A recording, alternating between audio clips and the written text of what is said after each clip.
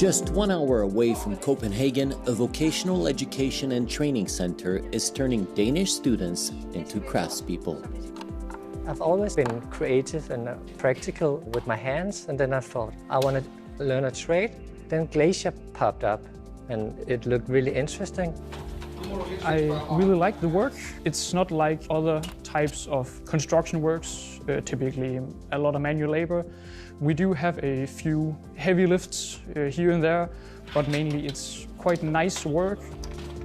It's never too late to learn new stuff, and when you're open-minded, it's always a possibility. As Europe works to cut carbon emissions, the demand for skilled workers is greater than ever. Vocational education and training centers across the EU are leading the way, preparing students to drive the energy transition. About 180 people are enrolled at this school, learning the skills industries are often looking for, such as glazing, roofing, and construction. Students split their time between the classroom and the workplace, discovering there are plenty of opportunities beyond the traditional academic path, and it's attracting people from all walks of life. I studied philosophy and history, and then I also wanted to get something more of a permanent steady job, but that's quite hard being a philosopher or having studied philosophy. When you work as a glazier, it's a practical trade, and you get a more instant satisfaction working with your hands, and you can see the results more vividly.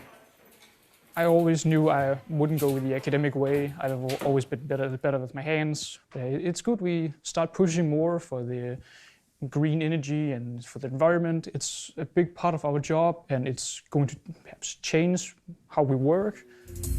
Although vocational education often provides a more secure path to employment than traditional academics, it continues to suffer from low enrollment and visibility.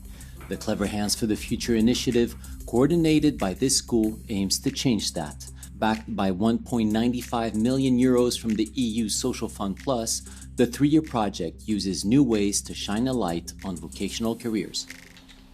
Projektets hovedformål det er sådan set at rekruttere, altså at få en masse unge mennesker til at tage en erhvervsuddannelse. Den første hovedindsats er, at vi laver et samarbejde mellem nogle af vores EUD-lærere herude og grundskolerne, så de bliver tilknyttet en klasse og har en langvarig relation, hvor det er, at de så kommer ud og viser de unge mennesker, hey, det er mega fedt at gå til håndværk. Så prøver vi at oplyse igennem vores jobcentre, hvor vi har jobcentermedarbejderne ude på skolerne, og så prøver de håndværksfagene. Og af den måde igennem, så kan de bedre vejlede dem, som skal ud og have et job. Between 2021 and 2027, the EU is investing more than 150 billion euros in education and skills, with a strong focus on vocational education and training. To tackle skill shortages, especially in the energy and digital sectors, the European strategy supports both funding and the harmonizing of qualifications across member states. Education is not an EU competence, it's the competence of governments, of regions. And there's a lot of important discussions among member states. Okay, but if we have, European cooperation and exchanges and a European vocational degree, how do we make sure that we are able to, and if we want to have a recognition of qualifications, that we have these quality systems aligned.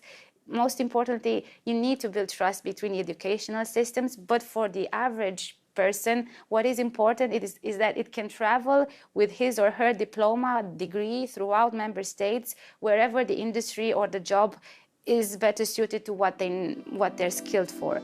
The EU is also working to get more vocational students involved in international programs like Erasmus+, and to close the gender gap that still affects many trades. For Robert, this kind of support sends a strong signal to those wanting to explore alternative paths in life. The message I would like to tell is to think about it, and there's more options than you think. And maybe you have overlooked a good option that could be a really good way for your future working life. Europe's future depends not just on technology and craft, but on people with the skills to make them work.